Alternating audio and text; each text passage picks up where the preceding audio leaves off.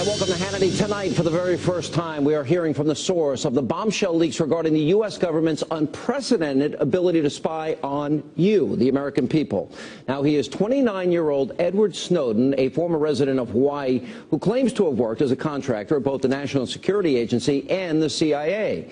Now, Snowden is currently hiding in Hong Kong, and today the White House refused to comment on whether or not the U.S. will seek to extradite him back to the U.S. to face charges. Now, in a moment, you're going to hear directly from the man who some consider to be a hero and others are calling a traitor. But first, it's important to understand exactly what top-secret information this so-called whistleblower revealed to the public. Now, it falls into two categories. Number one, we know that it was Edward Snowden who told the UK's Guardian newspaper about this court order, the one you see there. It permits the U.S. government to collect the phone records of more than 100 million Verizon customers. Now, that includes what numbers you dialed and even when and where you dialed them. Now, the second highly sensitive program to be outed is a data mining operation that is known as PRISM that allows the NSA to tap into the central servers of 9 leading internet companies. Now, this is one of several classified slides obtained by the Washington Post explaining how it all works. Now, on the left, you can see the list of service providers and websites that are being targeted. Now, those include Microsoft, Google, Yahoo, Facebook, and many others. On the right side is a list of all the personal information that can be extracted. Now, that includes your emails, your videos, photo documents, and even, quote, special requests. In other words, Big Brother is monitoring your every move, whether it be online or on the telephone. Now, as I mentioned earlier, the individual responsible for leaking the existence of these two constitutionally questionable spy programs has now come forward, and he spoke to the Guardian newspaper yesterday. Let's take a look. The NSA specifically targets the communications of everyone. It ingests them by default. It collects them in its system, and it filters them, and it analyzes them, and it measures them, and it stores them. Any analyst at any time can target anyone. I, sitting at my desk, certainly had the authorities to wiretap anyone from you or your accountant to a federal judge to even the president if I had a personal email. I think that the public is owed an explanation. When you are subverting the power of government, that's a fundamentally dangerous thing to democracy. All right, pretty chilling. Now, before I bring in my first guest, let's talk about why this story, why is this important to you? Number one, this is America, and as law-abiding American citizens, you have a right to privacy.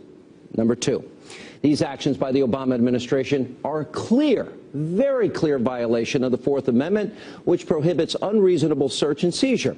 Number three, the Constitution. It is our rule of law. If we do not respect and honor the Constitution, then anarchy and tyranny will there follow.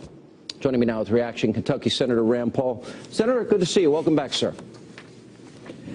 Good to be with you, Sean. And if you see the president, can you give him a message? Well, I'll be seeing him sometime later. Yeah. Yeah. Here's the message for the president. I'm in Philadelphia. He doesn't need to look at my phone records. I'll just go ahead and let him know where I am tonight in case he's looking for me. Okay. The only place they won't be able to find you is on MSNBC. Oh, sorry. All right. Now, let me ask you on a serious question. Let me see if I got this right. The government is snooping on every American watching this program, every American, and they've been resistant to say, like, Fort Hood is a war on terror. They won't use the T word for terrorism, but apparently they're looking up T for Tea Party. I think these are connected in as much as they say a lot. What are your thoughts? Well, you know, the first objection obviously is the Bill of Rights, as you said. Really, you have a right to privacy, and they shouldn't be allowed to look at your records unless they think you've committed a crime. But the second aspect of this is it's not a very good way to look for terrorists. For example, the Sinarif brothers, the Boston Marathon bomber, we knew he was a potential problem, but then somebody forgot to look and find out that he had flown back to Chechnya. So we're not doing a good enough police work. We can't seem to keep up with the people we've been told about. Remember the underwear bomber? His dad turned him in, and we couldn't keep up with him. He still got on a plane, and yet they think somehow they're going to go through billions of bits of information every day. I think really we have to step back and say, is this good police work?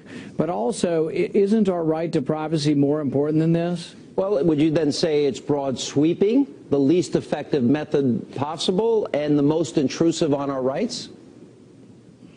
Yeah, and I think the thing is that really, this is what our founding fathers fought the revolution over. At least one of the points is they objected to general warrants. These were warrants that didn't specify who was going to be searched, so the British soldiers could go from house to house. Now we're going from computer to computer, not of people who are suspected of being terrorists, of every American. They're going through 1 billion phone calls a day, and from your phone records, they can track your movements. That's why I was joking about telling the president I'm in Philadelphia, because I called my wife earlier so they can ping that, and they'll know that I'm actually in Philadelphia tonight. And really, do we really want them tracking our whereabouts? That's funny, but honestly, it's not that funny. Let's take a look. And the president, as a candidate, and had a lot of things to say about this, that he wouldn't do this.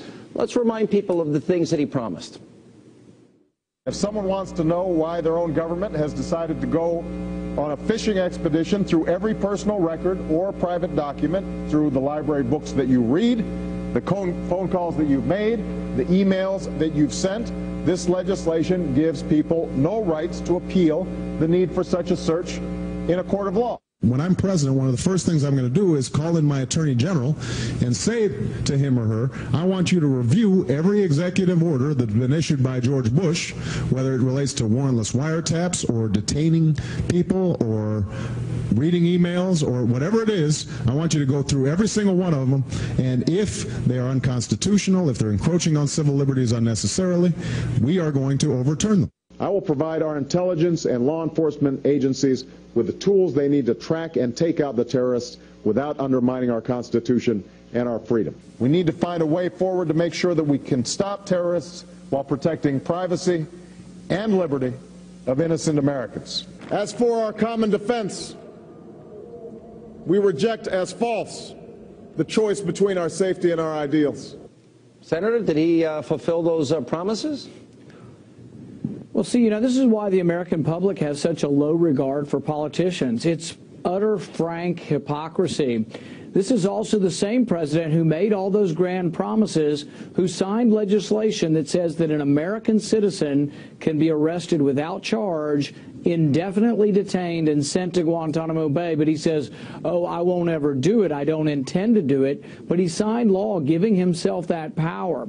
So he says a lot of good things, and he sounds good, but he doesn't really seem to mean anything that he says. And that kind of hypocrisy is why Americans are so fed up with Washington. Senator, the Director of National Intelligence back in March, James Clapper, told the Senate Intelligence Committee that the NSA did not collect data of millions of Americans. I want to air this and see if you think this is true.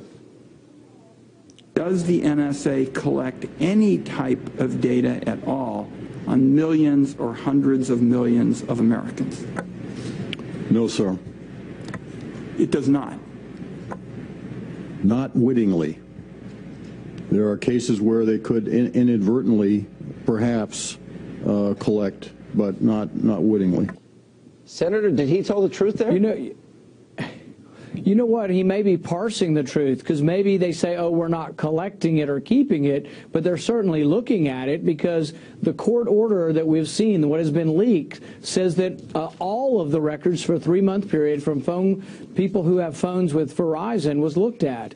So maybe he says, oh, we're not collecting it, but we're sure the heck looking at it. That sounds to me like we're parsing the truth. But I think ultimately American people have to decide, and I've started a lawsuit. We're asking tens of millions of Americans to join our lawsuit. You can go to randpac.com, join this lawsuit. We want you on our lawsuit, Sean, because they're probably looking at your phone records for certain.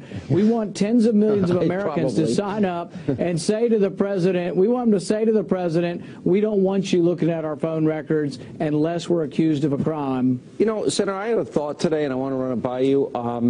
I was thinking, if this was, they keep saying this was done in the name of national security, and this is so general and broad sweeping and inefficient, as we stated, if they really cared about security, wouldn't they secure the border first before they would spy on all these Americans? There's all kinds of things. Even look back to 9/11, the 20th hijacker, we had him.